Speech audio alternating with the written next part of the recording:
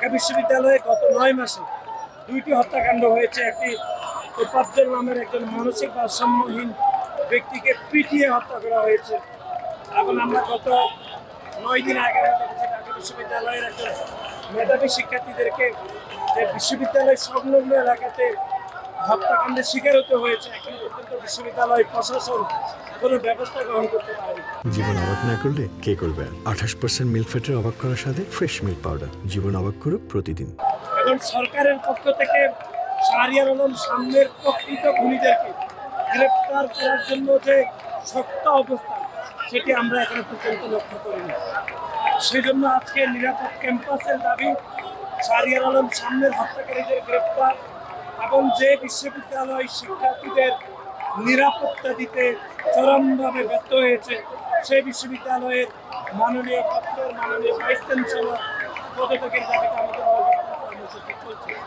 আপনি জানেন যে গত ৯ মাসে ঢাকা বিশ্ববিদ্যালয়ে ২টি হত্যাকাণ্ডের কথা আমরা যেরকম বলছি, এর বাইরেও ঢাকা বিশ্ববিদ্যালয়ের সংলগ্ন এলাকায় সরতি উদ্যানে একজন বয়স্ক নারীকে ধর্ষণের শিকার হতে হয়েছে।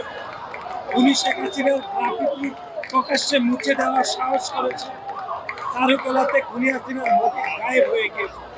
কোনো ঘটনার দায় দায়িত্ব ঢাকা বিশ্ববিদ্যালয়ের মাননীয় প্রক্টর নিচ্ছেন না। এরকম যদি চলতে থাকে তাহলে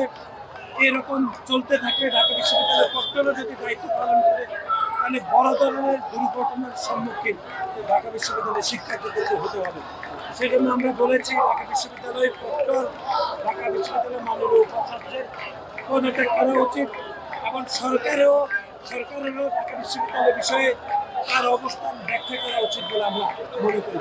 আজকের এই অবস্থান কর্মসূচি থেকে আমরা পরিষ্কার বার্তা দিতে চাই, যদি প্রকৃত খুনিদের গ্রেপ্তার করা না হয়, ঢাকা বিশ্ববিদ্যালয়ের বিষয়ে সরকারের অবস্থান যদি ব্যাখ্যা করা না হয়, তাহলে এর থেকে আরো শক্ত কর্মসূচি দেওয়ার বিষয়ে আমরা ঐক্যমত পৌঁছেছি। খুন হওয়ার পর থেকে এক ধরনের নেগেটিভ ন্যারেটিভ তৈরি করেছে, বিশেষ করে ছাত্র শিবিরের বিভিন্ন ভোট আইডি থেকে, তাদের নিজস্ব আইডি থেকে, যে এত রাতে কেন শাহরিয়ার আলম সাম্য শরৎ উদ্যানে গিয়েছেন, সেখানে মাদক কেনা বেচা হয়। এটা একটি ন্যারেটিভ দাঁড় করিয়ে, নেগেটিভ ন্যারেটিভ দাঁড় করিয়ে শিক্ষার্থীদেরকে বিভ্রান্ত করার অপচেষ্টা চলছে। সেজন্য বাংলাদেশ জাতীয়তাবাদী ছাত্রদল শিবির যে প্রেস নোট দিয়েছে শাহরিয়ার আলম সাম্য হত্যাকাণ্ডের বিষয়ে, আমরা সেই প্রেস নোটকে ঘৃণা করে প্রত্যাখ্যান করেছি।